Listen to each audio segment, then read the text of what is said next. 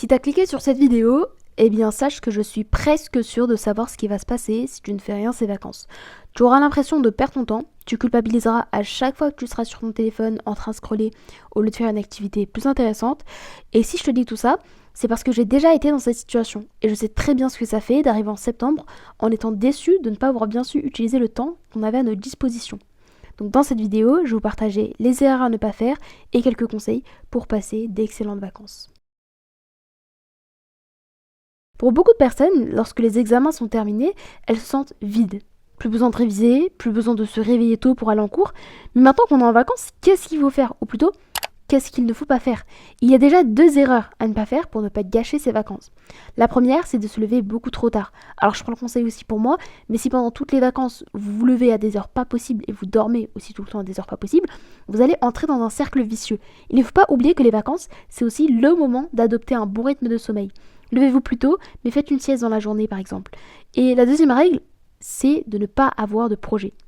Je ne dis pas qu'il faut avoir un projet hyper ambitieux et hyper complexe, mais seulement un petit projet. Par exemple, vous allez vous donner un objectif de lecture ou encore un petit objectif où vous allez prendre un sujet et chaque matin, vous allez devoir faire des recherches sur ce sujet-là, lire quelques pages d'un livre qui évoque ce domaine.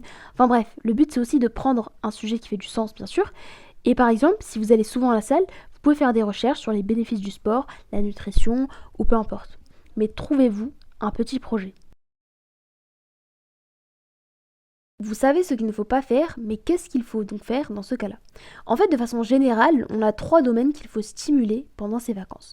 Le domaine mental, le domaine physique et le domaine social. Et à chaque fois, vous devez avoir quelque chose à faire dans chacun de ces domaines. Alors attention à ne pas non plus trop planifier et surestimer le temps que vous avez. N'oubliez pas que le but c'est aussi de ne pas sacrifier son sommeil pour du travail et de garder un bon rythme afin d'arriver en pleine forme en septembre. Donnez-vous des petites actions à faire. Alors je vais vous donner une partie de ce que vous pouvez vous fixer comme action pour chaque domaine pour que vous puissiez bien comprendre. Dans le domaine mental, vous pouvez placer la lecture en priorité. En gros, en lisant, vous allez stimuler votre cerveau et continuer à ingurgiter des connaissances dans votre matière grise.